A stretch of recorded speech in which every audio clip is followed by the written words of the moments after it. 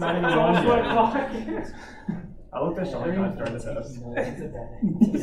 and welcome back to Calculus2. We are continuing our exploration of Chapter 7, the techniques of integration. Well, actually, we're covering the first one today. The previous lecture was a review of all the old stuff. So this chapter will have a lot of new techniques, and many of them will fall back to the U substitution. So today's lecture is on integration by parts, and let's first see the need for it, then derive it, and then do a whole bunch of examples. Your lab 2 contains a lot of good exercise and practice for integration by parts. That lab is about 7,000 problems long. Should have about 30 pages when you're done, so maybe you should start yesterday to get that lab submitted in 4 weeks. And so integration by parts. So what I have is the integral, let's say, of e to the x dx. Now that would be the basic integral, which you can solve just by writing e to the x plus c. And then we have the integral of x e to the x squared dx. So the first one is basic. The second one is u sub, because you can see that derivative of x squared is x, and when you work with those, you can use the u sub to solve the problem. And then we have the third modification, is 1. So none of the techniques that we know, which are basic and u sub, work to solve this particular integral. So now we say, well, what do we do with this, right? How do we solve this problem here?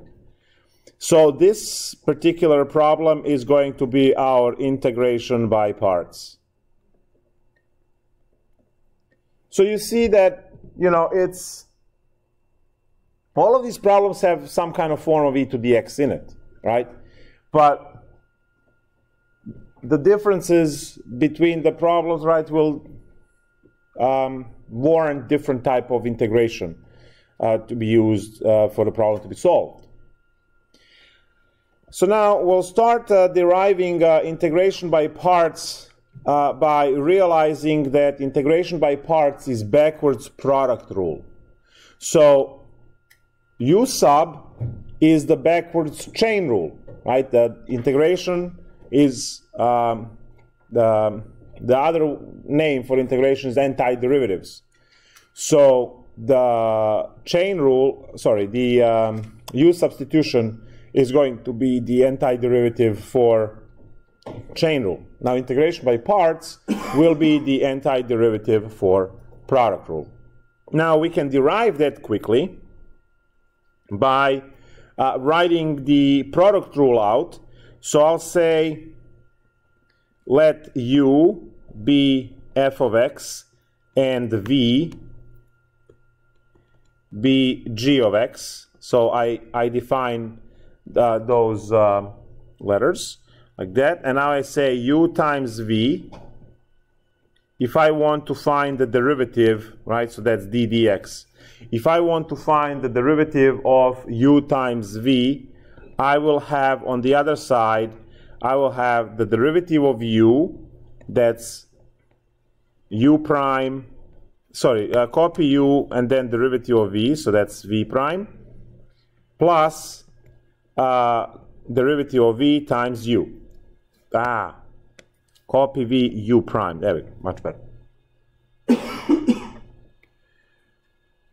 So if we now write this again, u times v, on this side I will write u times dv dx plus v times du dx.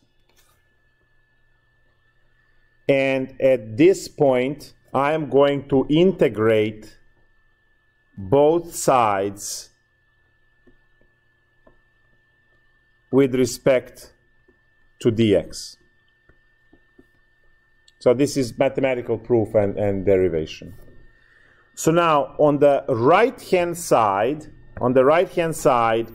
the integral dx and dx cancels. And so on the left-hand side. And on the right-hand side, you have these dx's canceling. So what you are left with is that u times v is equal to the integral of u dv plus the integral of v du. And we solve this for integral of u dv, and we get uv minus integral of v du. This is the formula for integration by parts, and those parts are going to be functions u and function v. Now, I will, let me just quickly illustrate, we'll do it later. So this is integration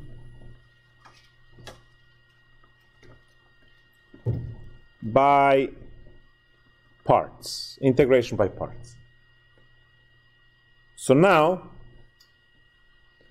I will show alternate way to derive this using geometry. If I draw a function over here,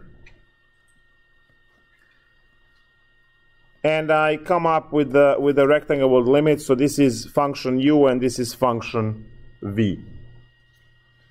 This will be u and v.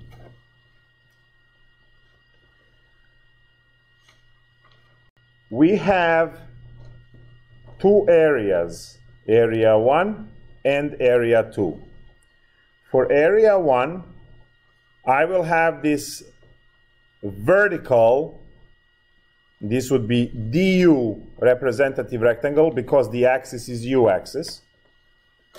And I can write that area 1 is equal to the integral of v du. Because, as you can see, v is on the y-axis, so that takes the role of f of x. So v du and u takes the role of x. Now for A2 can have horizontal representative rectangle like this, and that integral to calculate area would be integral of u dv, because horizontal rectangle over here is dv. And then if that's dv, then the function needs to be u, which would be in terms of v. So now you have these two, the overall area, which is u times v, is equal to a1 plus a2, which gives you integral of v du plus integral of u dv, which you can solve into, again, the same formula, u dv is equal to uv minus integral of v du. So we can derive the same formula also looking at the geometry, looking at the areas of these two. So, and you know that, right, the area is u times v because the whole thing over here is u times v. So whatever proof, right, sits better with you. Now I would like to solve the first initial example to illustrate the way the formula works. So I start by integrating x sine x dx. So first off, we see that this formula is good for situation where you can't apply algebra to simplify your expressions. So you have x sine x dx, and you have a product of two, and this is where the idea of, because you have a product in the function, right? In the formula, you have u times dv. So now your choice will matter here, what you choose to be u, what you choose to be v. Now, in many examples, you are choosing polynomial part to be u, because that will eventually go away with the derivatives.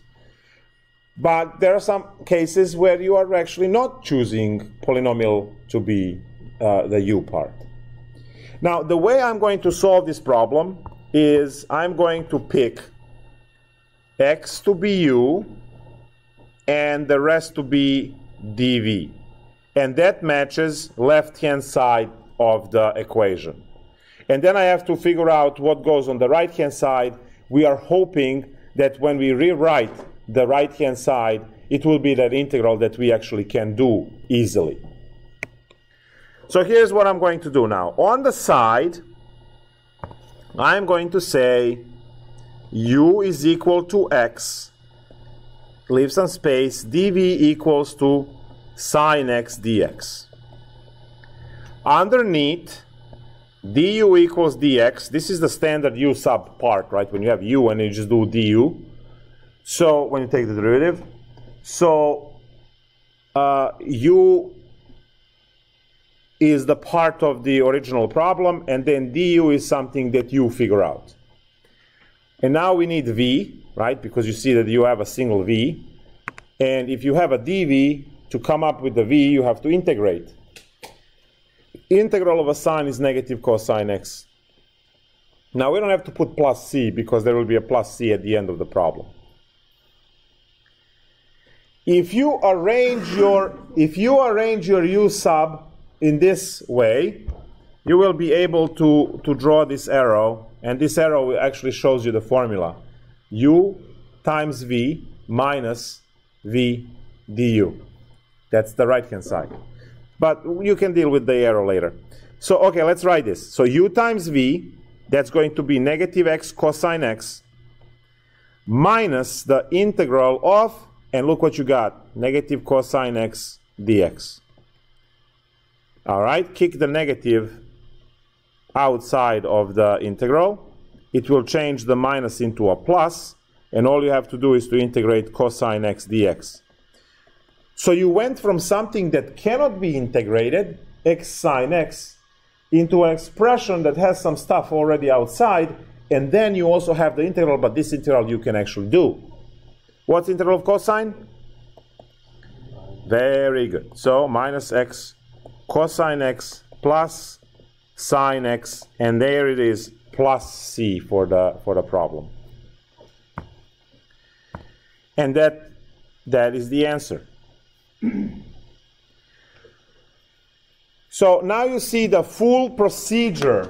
The procedure is the same for every problem. Now obviously the issues are what is the correct stuff to pick, to assign to u and dv. So each problem will work out this way. You first work out that it's a u sub, that is a integration by parts type of a problem. Generally, you can recognize those problems because they have multiplication between two different functions. Once you pick what is u and dv, you will calculate du and v. You will compile the right-hand side of the formula and then compute the rest of the problem. Once you put the stuff together, if you can't solve this integral, then you made wrong choices. If this looks worse than the original problem, you made wrong choices. If you tried everything, all combinations of what's u, what's dv, and so on, and the problem is not working either way, well, it's not that integration method, right? Integration by parts is not the only integration method. You have u sub, right? Can you use integration by parts to solve this problem here? The answer is yes. It's a living nightmare, but yes, you can. So the goal of this lecture is not only to teach you the method, but also to teach you when it's appropriate to use that method. So the first thing that gives it away is multiplication. This is backwards product rule. So have some kind of product going on. Now, not every problem has the product. I mean, every problem does have a product because it's times dx. So you always have anytime you write an integral, you have the multiplication of two things. So any problem can be considered to be done by integration by parts, but not each problem will work out. Let's take a look at e to the x case. So integral of x e to the x dx. As I said, most of the time, when you have a polynomial times a transcendental function, e to the x or sine or cosine or ln, stuff like that, most of the time, not all the time, you are going to pick u to be a polynomial piece, in this case x. So u equals x. dv is the rest, in this case e to the x dx. Please note that the dx is always the part of dv. You must have dx there because you are going to integrate both sides and you need that dx. Right? Yes? So if the single variable calculus differential can kind of be ignored though, right? You can't. I mean, it comes back, but I mean, Well, we'll have more complicated. These are the introductory examples where your u is x. U is going to take on all different types of functions. So for introductory examples, u is equal to x, and then when you take the du, it becomes dx. And the v is e to the x, because when you integrate both sides over here, the integral of e to the x is e to the x. Now I'm going to put my arrow, because arrow helps me write the formula. It is u times v, so that's x e to the x, minus integral of v du. Integral of v du, so that's integral of v, which is e to the x, du, which is dx. Now what I'm going to do now is I'm going to say, okay, so this is u times v integral of v du. You can see the formula and where, minus, right? And where the stuff plugged in from the chart that we have in red. So integration by parts, guys, you have to do this on the side. You have to do this on the side because it's way too many. Like this column over here is going to take derivatives and the other column is going to take the integral.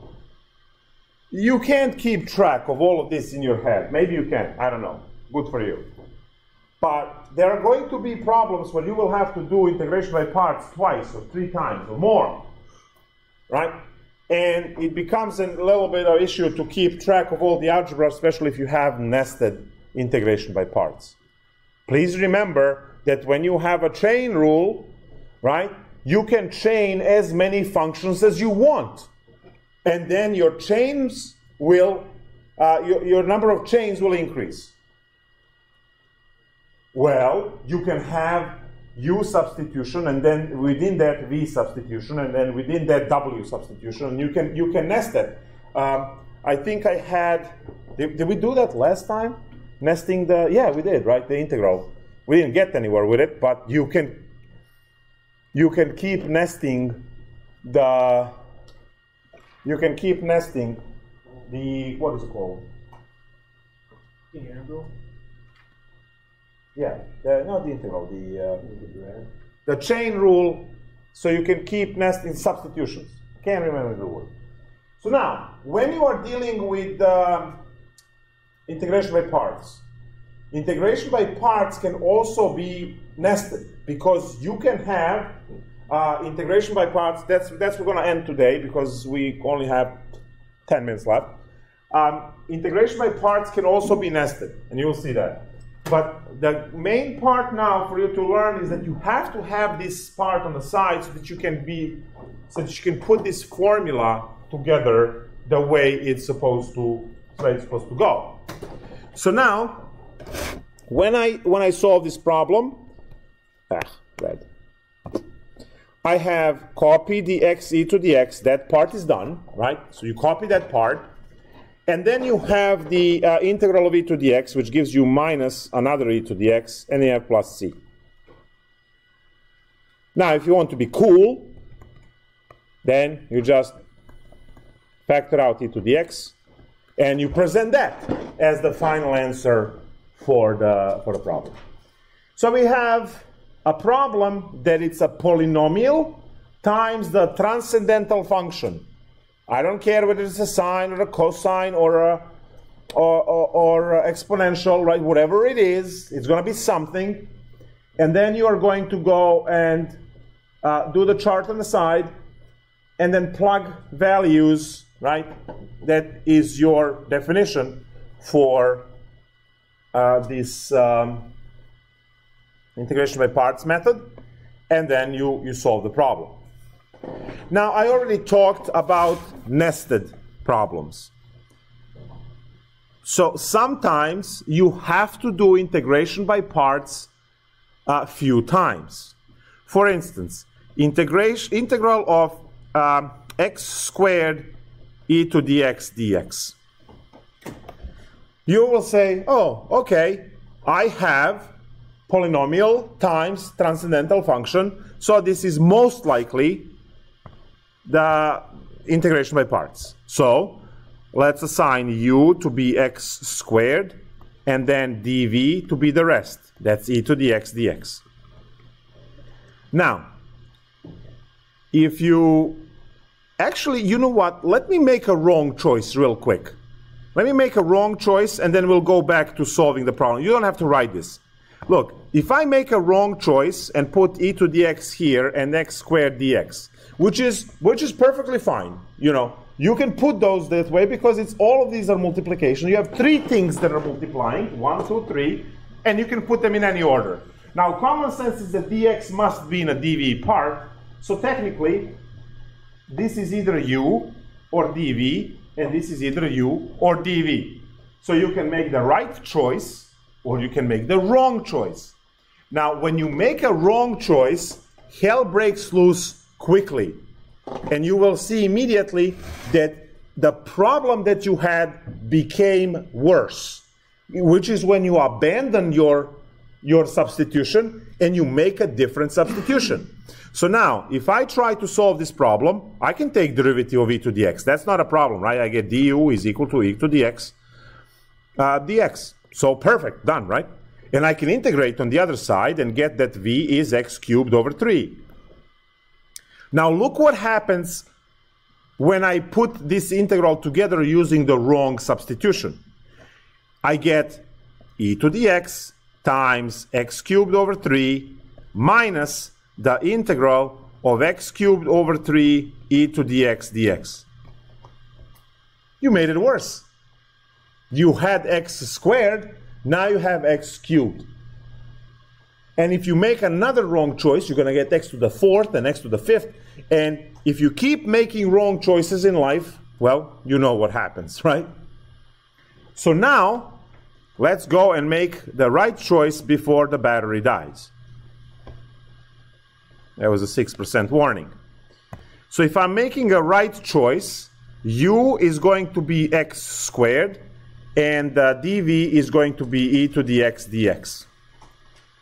du is 2x dx, and v is e to the x.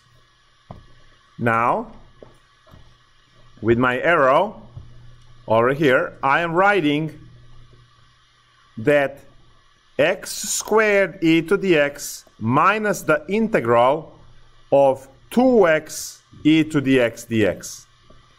I don't have a square anymore. Now I have a single x. That's better than having x squared, because I know how to solve single x e to the x problem. We just did it. That's this one. But I need another integration by parts. So this is where I am going to use now integration by parts again. U is equal to 2x this time around, and dv is equal to e to the x dx. du is 2dx, and v is e to the x. I put my arrow there, get the formula going, and from the previous line I have to copy e squared e to the x minus, and now in parentheses I have to put another integration by parts together. So it's going to be 2x e to the x minus the integral of 2e to the x dx, as I have right when I multiply the bottom line. Get rid of these parentheses.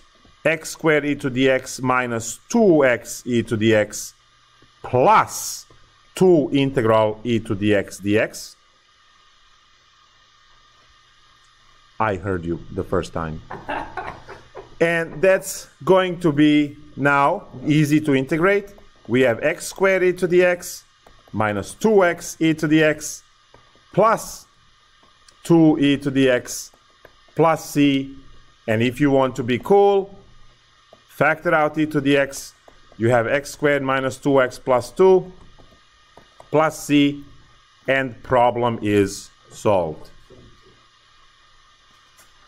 So in this case, we had to use integration by parts twice. On Monday, we're going to do more of these examples. We are going to do more involved cases. We are going to do what I call the evil case. And we'll see also some interesting choices. Please start looking at the lab. Now, before you... Okay, just say bye.